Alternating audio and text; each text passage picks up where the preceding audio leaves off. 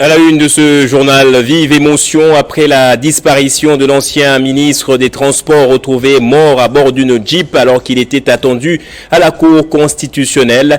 Le président de la République a présenté ses condoléances à la famille et aux proches du député national. Nous parlerons aussi de la position de la Mouka après le refus par la CENI de procéder à un nouvel audit du fichier électoral. La coalition La Mouka est revenue à la charge et maintient sa position de ne pas déposer de dossier de candidature. Affaire Boukanga Alonso, après son point de presse, le professeur Raphaël Niabirungu et avocat de l'ancien Premier ministre Matata Ponyo s'est expliqué chez Jean-Marie Kassomba sur l'irrégularité de la procédure menée par les juges de la Haute Cour. Les pénalistes ont plaidé par ailleurs pour la primauté de la Constitution. Et les sports également dans ce journal, début des quarts de finale de l'Afro-CAN Basketball. Les Léopards de la RDC affronteront le D-Tigers du Nigeria. Nous serons en duplex avec notre envoyé spécial Christian Bokaya.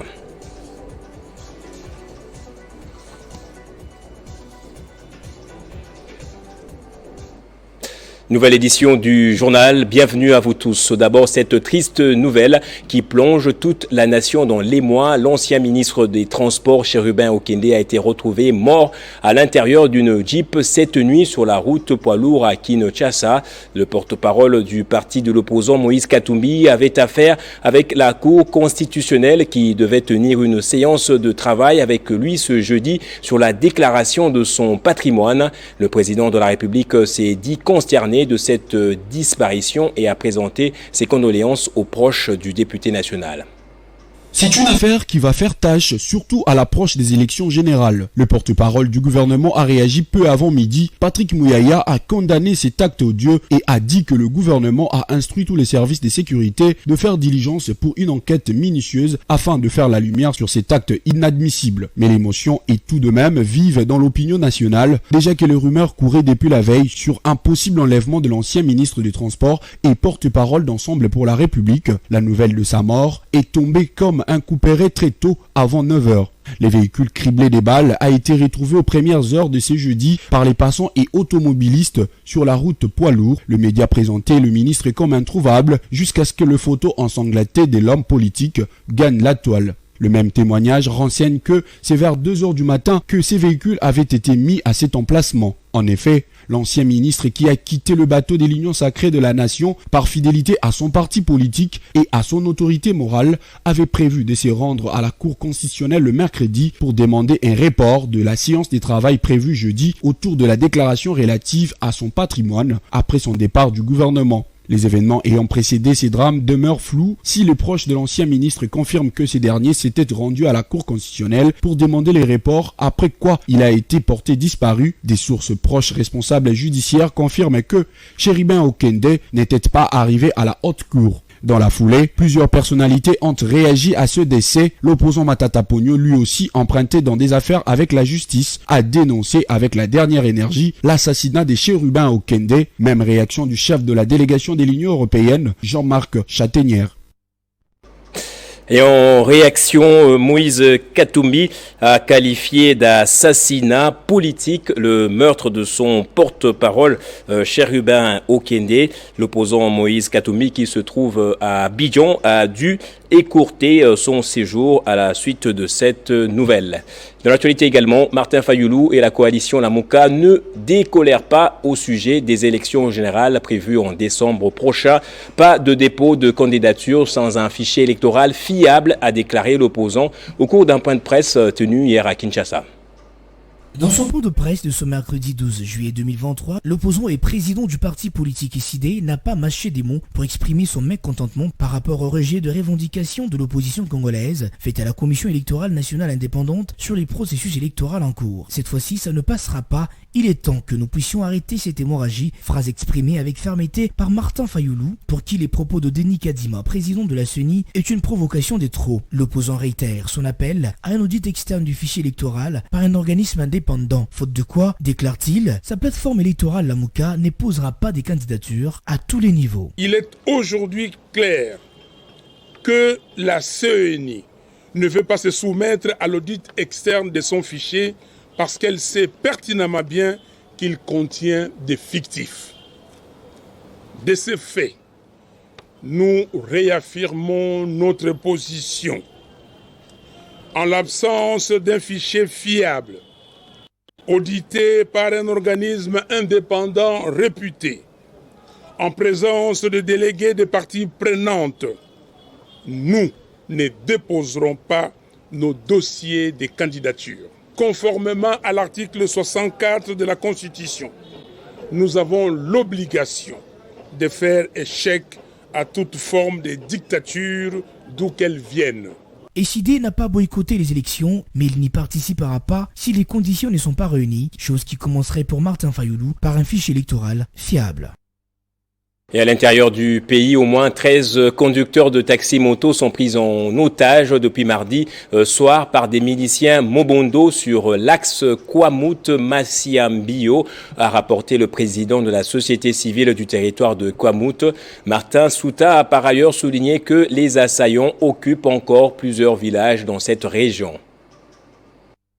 À la suite du conflit communautaire entre Teke et Yaka dans la province du Maïndombe, la situation sécuritaire dans cette région, précisément dans les territoires des Kwamouth, ne cesse de se détériorer et cela impacte négativement d'autres provinces environnantes, dont la province-ville de Kinshasa. À ces jours, on compte au total pas moins de 300 personnes tuées suite à cette insécurité. Au mois de mars dernier, l'organisation internationale Human Rights Watch annonçait qu'au moins 300 morts ont été enregistrés lors des cycles d'attaques et des représailles. Pas plus tard que mardi, une dizaine de conducteurs des taxis-motos ont été pris en otage par des miliciens Mobondo sur l'axe Kwamouth-Massiambio, selon la société civile du territoire des Kwamouth. Elle souligne par ailleurs que les assaillants occupent encore plusieurs villages dans cette région. Pour mettre fin à cette insécurité, le vice-premier ministre en charge de l'Intérieur, Peter Kazadi, avait annoncé il y a peu que les forces de défense et sécurité allaient lancer des opérations de grande envergure en vue d'éradiquer ces fléaux. La population de la cité des Kwamouth, quant à elle, annonce une manifestation pacifique dans les prochains jours pour dénoncer cette insécurité grandissante.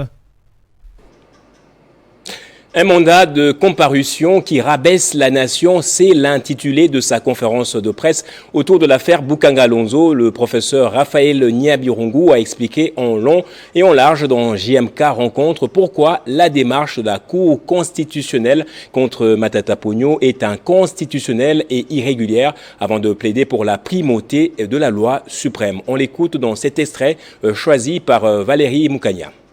La Constitution, qui est la loi suprême du pays, et les autres lois de la République doivent être respectées. Les autorités, ceux-là qui nous gouvernent, nos dirigeants, y compris d'ailleurs le président de la République qui lui a prêté serment de respecter la Constitution et de la faire respecter, nos dirigeants devraient faire du respect de la Constitution l'exigence fondamentale dans leur chef. Et voir la Constitution ignorée, piétinée, alors que c'est elle qui a défini le modèle de démocratie que nous devons être, le modèle de l'état de droit que nous devons être, ça ne peut que nous chagriner. Personne en RDC n'a intérêt à ce que la Constitution soit une carcasse vide. Il faut que ces dispositions soient toujours considérées comme sacrées, soient toujours considérées comme d'ordre public, soient toujours considérées comme nécessaires à notre existence en tant qu'État. Donc, moi je crois qu'un dirigeant, chaque matin, devrait se lever avec la Constitution à la main pour rassurer sa conscience et rassurer ses compatriotes que rien de ce qui est accordé aux citoyens par la Constitution ne sera oublié ou négligé. Restons dans notre Constitution. Et lisez l'article 28. Qu'est-ce qu'il dit? Nul ne peut être contraint d'exécuter un ordre manifestement illégal. Et bien sûr, quand vous décidez de ne pas obéir à un ordre illégal, il faut que vous ayez des arguments pour montrer cette illégalité ou ces illégalités.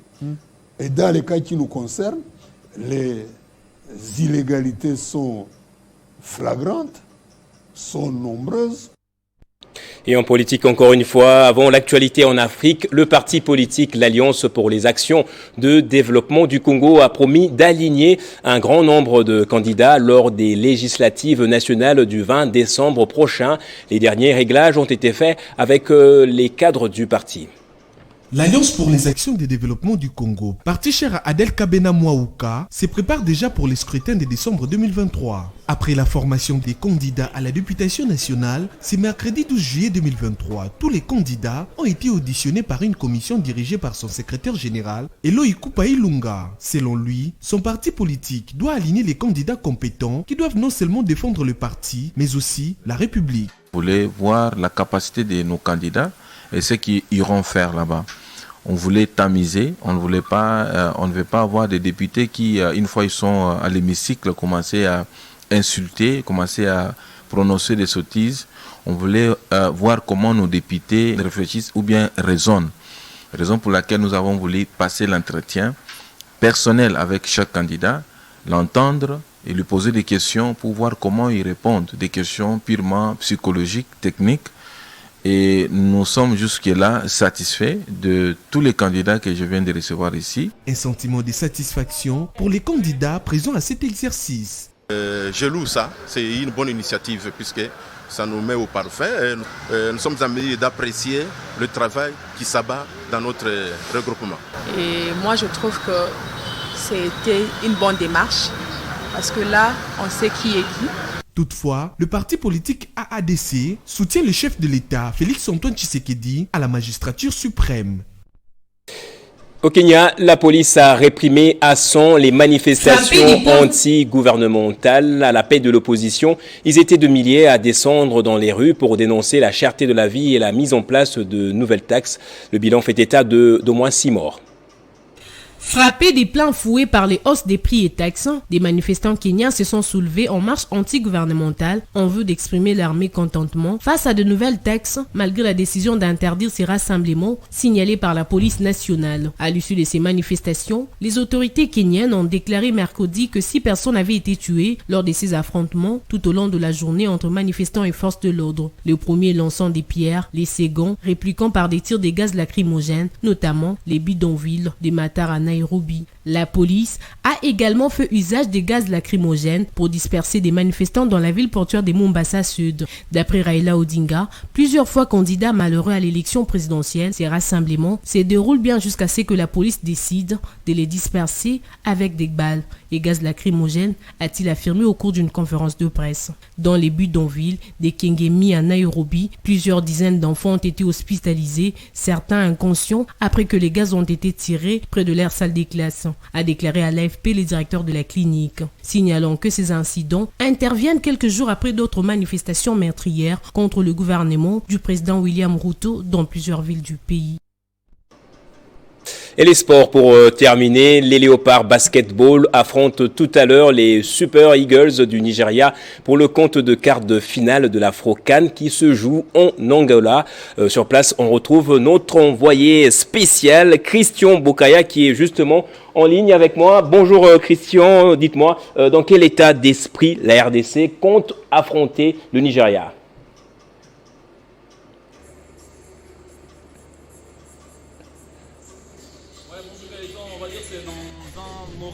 Requinqué, bien étoffé que les pauvres Congolais vont bien évidemment affronter les Super Eagles du Nigeria pour le compte de quart de finale. Alors ils se sont bien préparés, puisqu'ils ont bénéficié quand même de 2 jours de repos. Ils ont joué les derniers matchs contre le Mozambique, c'était bien sûr lundi, mardi, mercredi, ils se sont bien préparés. Voilà, ils sont vraiment prêts, pour affronter le Nigeria, même si à cette étape de la compétition, ça ne pardonne pas, soit vous gagnez, ou vous êtes qualifié, soit vous perdez, vous quittez la compétition. N'oubliez pas que les Léopards de la RDC jouent cette compétition en statut des favoris. Et voilà, on espère que face au Nigeria, ils vont nous présenter d'autres arguments solides pour bien évidemment essayer d'aller défendre ces titres et gagner bien évidemment en 2019 à Bamako. Ouais, on sent un grand bruit là dans le stade où vous êtes. Mais est-ce que les Léopards partent favoris? C'est l'autre question qu'on est tenté de poser justement.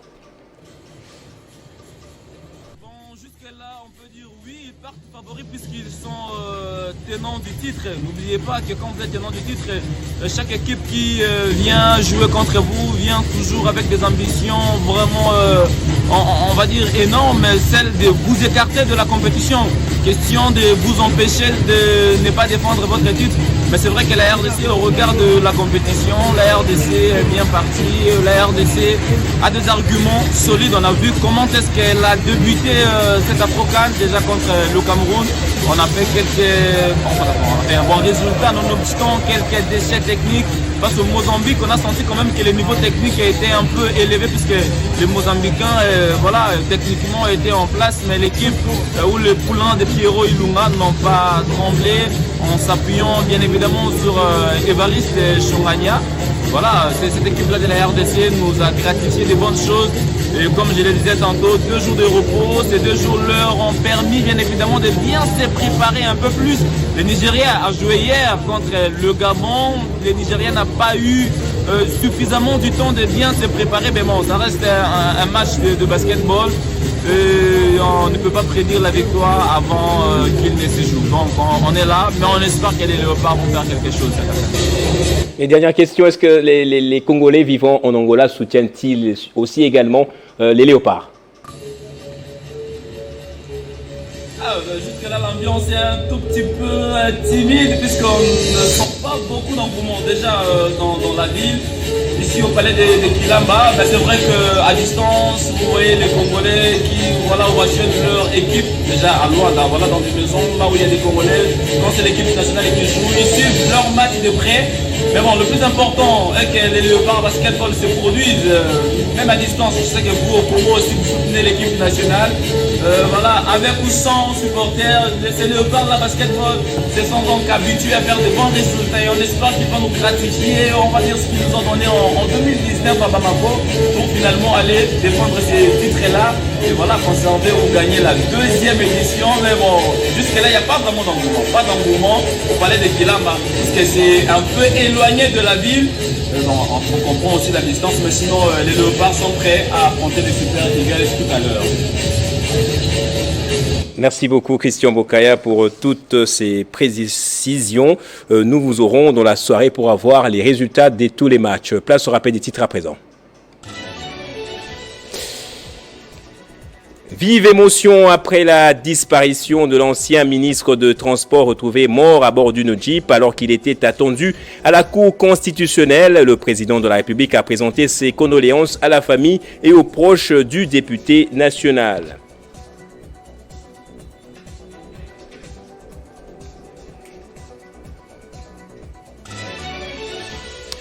Et la position de la Mouka après le refus par la CENI de procéder à un nouvel audit du fichier électoral n'a pas changé. La coalition a réitéré sa décision de ne pas déposer des dossiers de candidature sans un fichier électoral fiable. Et affaire Boukan Alonso, après son point de presse, le professeur Nyabirungu et avocat de l'ancien Premier ministre Matata Pogno s'est expliqué chez Jean-Marie Kassamba sur l'irrégularité de la procédure menée par les juges de la Haute Cour. Le pénaliste a par ailleurs plaidé pour la primauté de la Constitution. En sport, début ce jour des quarts de finale de la Afro-CAN Basketball qui se joue en Angola. Les Léopards de la RDC affrontent tout à l'heure là le Super Eagles du Nigeria. On va rester ensemble cette fois pour la revue de presse.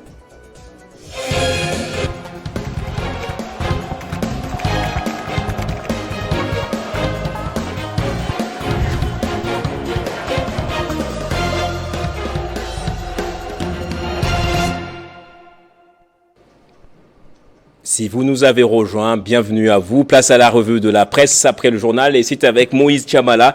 Bonjour et bienvenue Moïse Chamala. Bonjour Gaëtan Kouba-Bouranzi, merci et bonjour à tous ceux qui nous suivent de partout en RDC. On commence par le cantonnement et le pré-cantonnement du M23, bientôt le dernier virage. Effectivement, Gaëtan Kouba-Bouranzi, après exaction et déplacement massif à l'est de la RDC, bientôt les habitants de Rutshuru et Nyiragongo vont regagner leur territoire. Commençons avec cette une du journal L'Avenir qui titre cantonnement et pré-cantonnement du M23. Les derniers virages, eh bien Gaëtan, il s'agit d'un dernier virage pour les pré-cantonnements et les cantonnements qui s'annoncent décisifs pour les retours de la paix dans l'Est de la RDC afin de permettre aux populations de territoire du Massissi, Rutshuru et Nyiragongo de participer librement au choix des futurs animateurs du pays, facilitateurs désignés par l'EAC dans la résolution de la crise sécuritaire dans l'Est de la RDC. L'ancien président kenyan Uhuru Kenyatta a débarqué ce mercredi à Goma au nord Kivu. Il est venu pour échanger avec les acteurs étatiques et non étatiques impliqués dans la mise en œuvre des décisions prises à Nairobi le 30 juin dernier. Disons que cette réunion des Goma fait suite à celle de Nairobi le 30 juin dernier avec le même format à l'issue de laquelle il avait été décidé de l'arrêt des hostilités par les M23, du début des opérations de pré-cantonnement, du cantonnement et des démobilisations des troupes du M23.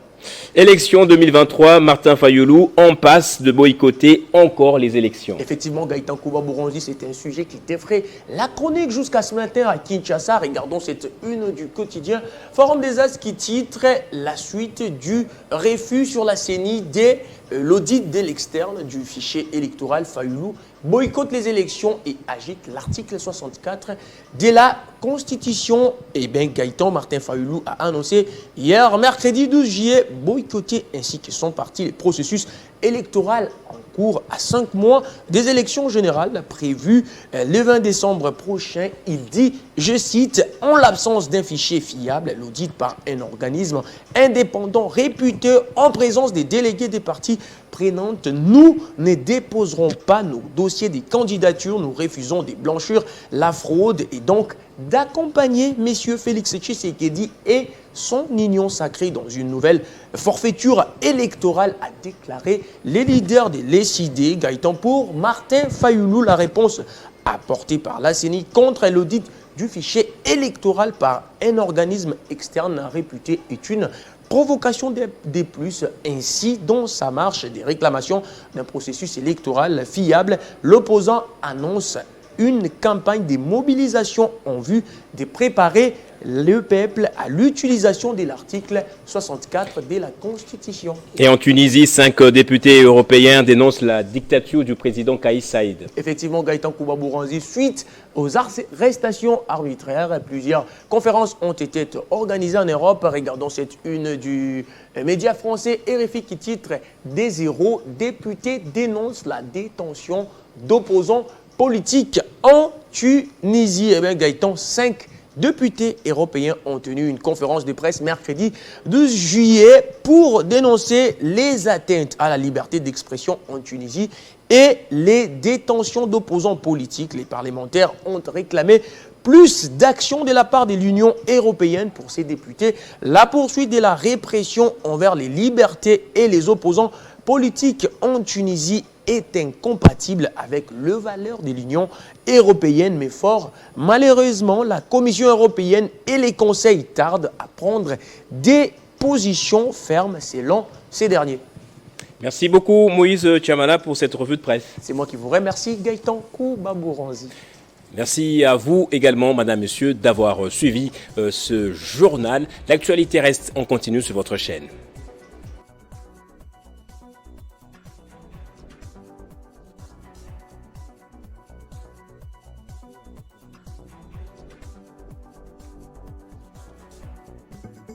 Retrouvez toute l'actualité en continu sur www.tele50.cd.